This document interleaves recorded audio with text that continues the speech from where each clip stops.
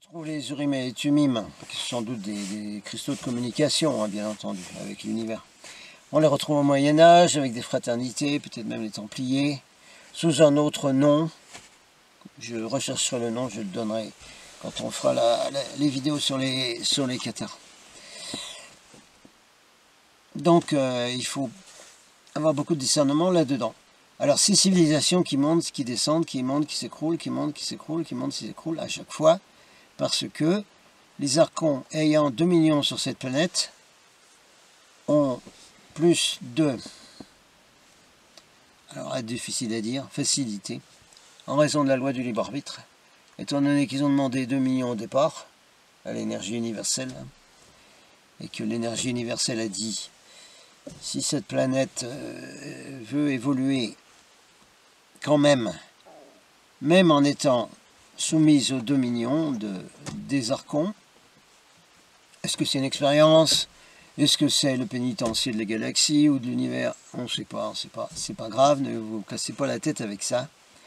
Simplement, vous savez bien que, exactement comme maintenant, chaque fois les archons viennent et cassent tout par leur prêtrise des ténèbres, par leurs dirigeants, par leur technologie, par tout ce qu'on veut. C'est ce qui expliquerait un peu ce décalage. Alors, Marion a demandé la question d'un décalage aussi entre les hauts niveaux.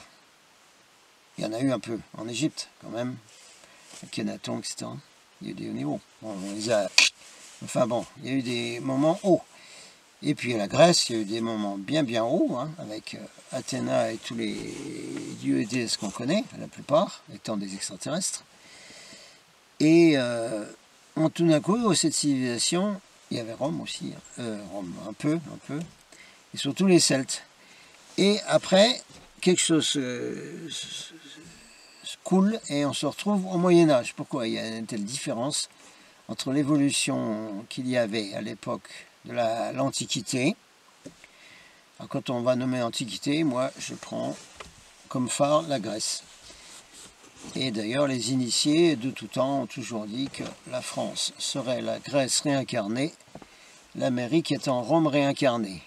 Ah ben oui, c'est sûr là. Ah ben mon vieux, la police, les légionnaires, l'armée, on conquiert le monde entier et on fait une ultra-sécurité. Ah ben oui, ah ben c'est Rome. Ah oui, l'Amérique c'est Rome, aucun problème. Oui, c'est la Rome des empereurs romains et de tout ça. Ah oui, aucun problème là-dessus. Alors, l'Antiquité, donc, tout d'un coup, on se retrouve au Moyen-Âge. Qu'est pas ça, dit le Condor. Qu'est pas ça, c'est pas qu'est pas ça, c'est qu'est pas ça. Oui, qu'est pas ça.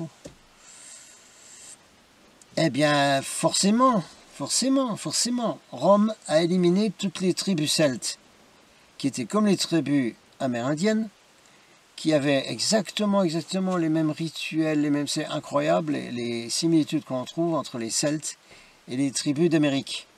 Donc, dans cette partie du monde qui était le monde officiel à l'époque, eh bien, il a fallu démolir toutes les tribus en avant.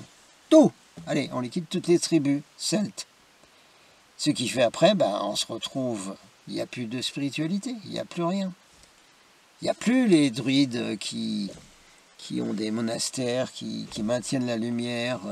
Il n'y a plus tout ça, c'est coulé tout ça. Hein? Déjà, de la Grèce, il y a eu une descente quand même, surtout avec Rome, parce qu'il faut savoir que les Grecs de l'Antiquité étaient pour la plupart végétariens. On mangeait vegan dans la Grèce antique. On s'occupait d'avoir un esprit sain dans un corps sain. Regardez toutes les statues, les sports qui se pratiquaient nus à Olympie, etc. Chose extraordinaire. Regardez les statues et voyez la forme physique parfaite de ces gens-là. Il n'y avait pas d'obèses. Il n'y avait pas des gens non plus comme des squelettes qui reviendraient du camp de Buchenwald. Comme on disait chez moi en Lorraine, quand quelqu'un est maigre, comme les modèles pour les dîmes par exemple, en Lorraine on dit ils reviennent de Buchenwald, c'est quoi ça? Oui, en Grèce, non. Les corps étaient parfaits. Les corps étaient exactement comme ceux des extraterrestres qui étaient venus les visiter. C'est bien simple. Hein, comme les corps parfaits des Vénusiens, Saturniens, des Pléiadiens. C'était des corps parfaits. Ils étaient végétariens et ils s'occupaient de leur corps. Pour au Moyen-Âge, boum. Alors là, ça tombe. La raison, c'est celle-là. C'est l'extermination des tribus celtiques, qui avaient des déesses comme Freya. On fera un spécial sur Freya, qui avait des trucs extraordinaires. Et puis, bien entendu, à cause de l'Église catholique, l'Église chrétienne a tout détruit, bien évidemment, a conquis le monde connu et a détruit absolument la lumière totalement. C'est pour ça qu'on s'est retrouvé au Moyen-Âge. Donc au Moyen-Âge, elle dirigeait tout, là, l'Église, là. Enfin, chaque fois que quelqu'un, même un roi, voulait faire quelque chose, il faut demander Seigneur Pape, là, Seigneur Pape, s'il te plaît, voilà. Vous vous rendez compte, pour diriger un pays. Le comte de Toulouse était obligé d'avoir le pape, les gens du pape, etc. Voilà pourquoi on a une telle différence entre l'Antiquité et le Moyen-Âge. Et puis, comme j'ai expliqué dans la série Ligne de temps, les Cathares ont essayé de ramener la lumière au Moyen-Âge, détruit complètement. On va aller à une des autres questions de Marion, qui est, mais nous autres, là, sur la Terre, en fait on vient d'ailleurs, quoi. Bon, alors, j'ai déjà expliqué cette question. Je crois qu'il faut que je la refasse souvent. Il faut que je revienne souvent sur ce sujet. Bon, c'est pas mal, là, on est un peu à l'abri du vent. Alors, j'ai expliqué avant, bien entendu, que les archons ont fait des manipulations génétiques. Ils ont fabriqué des hybrides il y a très longtemps. Ils ont fabriqué des espèces de biorobots, de la même façon dont ils ont fabriqué les grilles. Ils ont fabriqué des espèces sur la Terre qu'on retrouve aujourd'hui. On se dit, espèce extraordinaire, qu'est-ce que c'est, tout ça. Donc, parmi les humains qu'on voit sur la Terre aujourd'hui, est-ce qu'on vient tous des étoiles? Ah ben non. Ah ben non. Ah ben non. Mais non, mais non. Non, non, non, non, non. Ça, c'est une idée fausse du New Age. La numéro 98 ou 102, je ne sais pas. Dans une des conventions de mon frère Standing Elk Golden Eagle, un chef des Indiens Yankton, il y avait un Lakota qui a fait un concert. Je vous le remettrai en vidéo, hein, ça, parce que c'est très bien. Donc ce Lakota, avant de faire un concert avec les grands tambours et de la musique, etc., avec un truc qui déménage grandement, joliment, au début, il explique, je voudrais vous dire quelque chose que m'a dit mon grand-père, donc qui était un Lakota, hein, indien Lakota. Ils le disent de temps en temps, hein, c'est à les anciens, il faut simplement capter. Donc ce Lakota, là, cet artiste dit, mon grand-père m'a dit, il y a beaucoup de gens sur la Terre, mais il n'y en a pas beaucoup qui sont des humains. Et il continue à expliquer les liens entre les Lakota, l'énergie universelle, etc., la Terre et tout ça. Hein, bon, ben, ça vous donne un peu la liaison avec ce que je vous ai dit, avec les manipulations opérées par les archons, manipulation génétique. Donc non, non. Tous les gens de la Terre ne sont pas des étoiles. Non, non. Ni même, il y a des gens sur la Terre qui n'ont pas d'âme. Donc c'est pas des âmes qui viennent des étoiles. Je vous ai dit que dans le monde artistique, on avait eu un grand succès de réveil des gens de chez nous, hein, qui sont venus s'incarner. Parce que c'est là qu'il y en a le plus grand nombre se sont réveillés. Et parfois ils disent des trucs extraordinaires.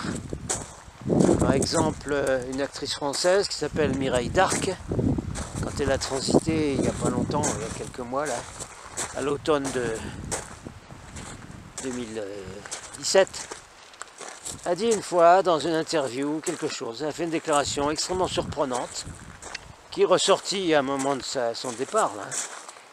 Elle a dit Il y a beaucoup de gens sur la Terre,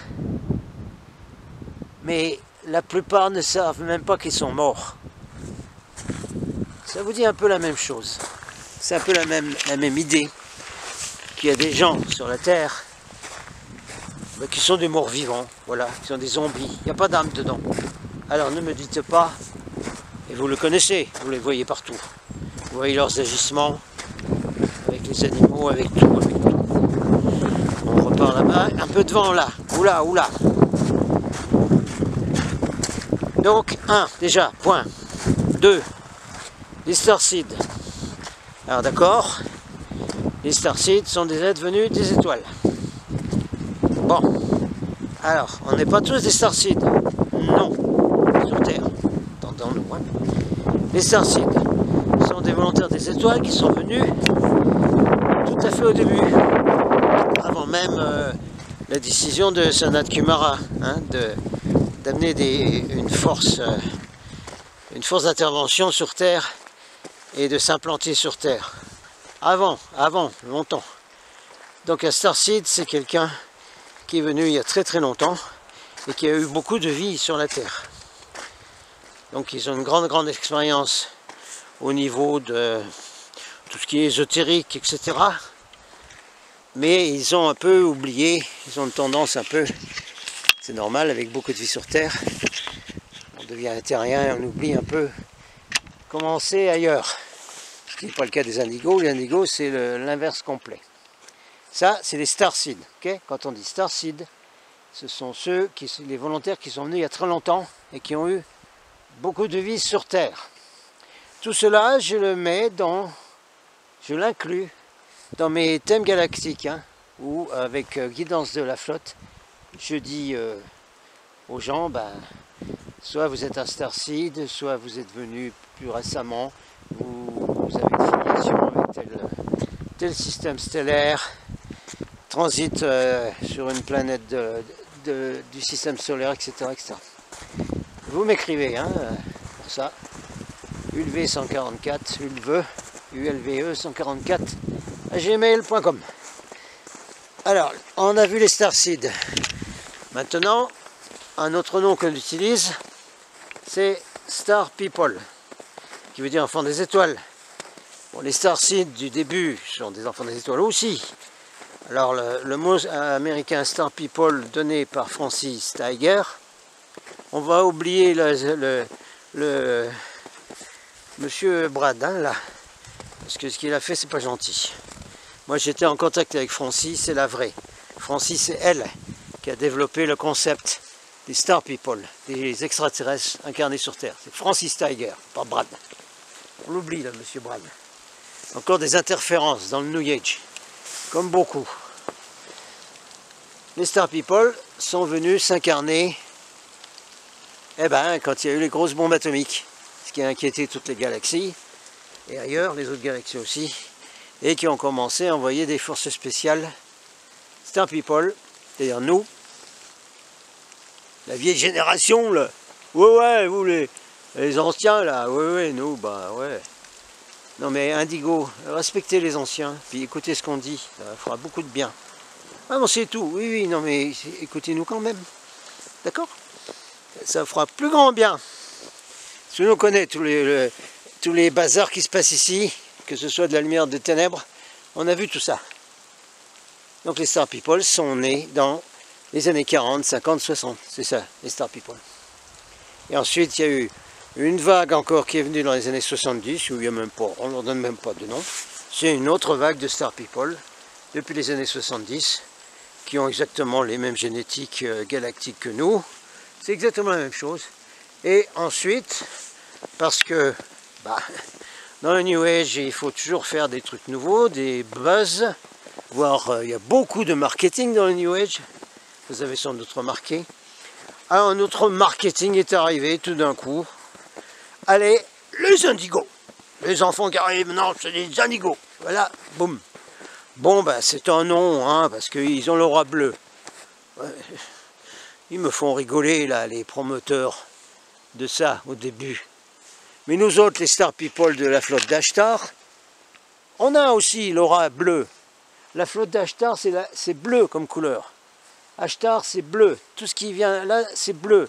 L'archange Michael, qui supervise Ashtar, si vous voulez, qui travaille avec, c'est bleu comme couleur. Donc nous aussi, on est bleu. Il n'y a pas que les indigos. Bon, alors, ils sont bleus indigo. Bon, voilà. Et ensuite, les autres, cristal, etc., arc-en-ciel. Donc vous comprenez bien que c'est un petit nombre de gens des étoiles qui sont incarnés sur Terre. Je l'ai déjà dit, mais je serais bien étonné que ce nombre dépasse quelques centaines de millions. Et si on est quelques centaines de millions, c'est pas mal, parce qu'on peut faire une masse critique. Là. On va arrêter maintenant cette petite série de questions-réponses. Je reprendrai de ce genre de vidéo chaque fois qu'il y aura des questions-réponses. Alors pour terminer, eh bien, il est important d'avoir beaucoup d'abonnés à Golden Starseed Report. Et il est important que les gens voient toutes ces vidéos. Hein, certains abonnés ou certains gens viennent faire les commentaires en disant que c'est extraordinaire, bon, etc. Et que visiblement, il n'y a pas beaucoup de gens qui disent, qui balancent toute la vérité avec une synthèse claire comme je le fais. Ah ben, si c'est votre avis, eh ben, mais il faut faire connaître ça le plus possible.